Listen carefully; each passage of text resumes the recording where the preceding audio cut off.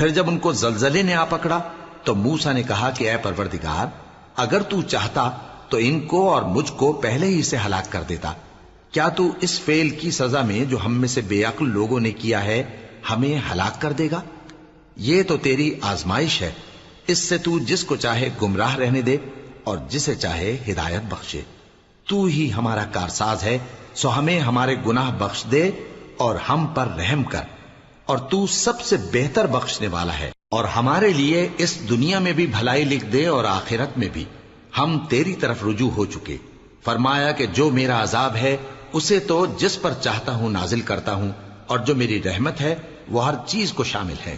میں اس کو ان لوگوں کے لیے لکھ دوں گا جو پرہیزگاری کرتے اور زکوٰۃ دیتے اور ہماری آیتوں پر ایمان رکھتے ہیں، وہ لوگ جو اس رسول یعنی نبی امی کی پیروی کرتے ہیں جن کے اوصاف کو وہ اپنے ہاں تورات اور انجیل میں